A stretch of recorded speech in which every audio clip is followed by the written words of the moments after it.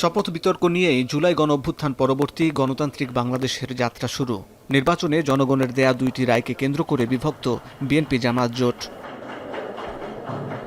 জাতীয় সংসদ নির্বাচনের 4 দিন পর মঙ্গলবার সকালে সংসদ ভবনে প্রবেশ করেন নবনির্বাচিত জনপ্রতিনিধিরা। আজকের এই ঐতিহাসিক দিনে প্রথম ধাপে শপথ অনুষ্ঠান শুরু হয় বেলা 11:15টায়। জাতীয় সংসদ সচিবালয়ের শপথ কক্ষে শপথ পড়ান প্রধান নির্বাচন কমিশনার।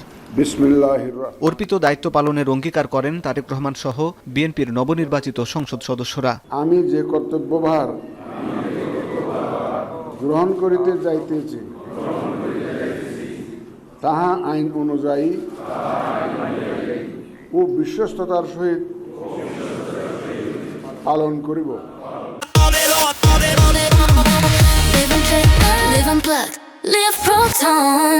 তবে সংবিধান সংস্কার পরিষদের সদস্য হিসাবে শপথ নেয়নি বিএনপি।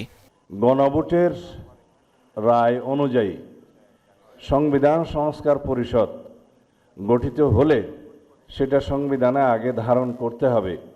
এদিকে গণভোটের রায় অনুযায়ী একই সাথে সংবিধান সংস্কার পরিষদের সদস্য হিসাবে শপথ নিতে অনড় ছিল 11 দলীয় জোট। সকালে সংসদে প্রবেশ করে তারা বৈঠকে অংশ নেন।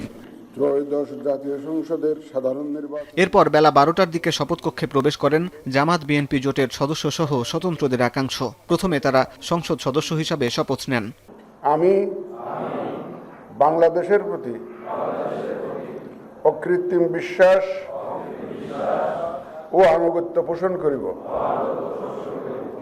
পরে জুলাই সনদ বাস্তবায়নে সংবিধান সংস্কার পরিষদের সদস্য হিসাবে শপথ নেন জামাত আমির ডাক্তার শফিকুর রহমান সহ 11 দলীয় জোটের নির্বাচিত জনপ্রতিনিধি। সংবিধান সংস্কার পরিষদ সদস্য হিসাবে সশ্রদ্ধ চিত্তে শপথ করিতেছি যে।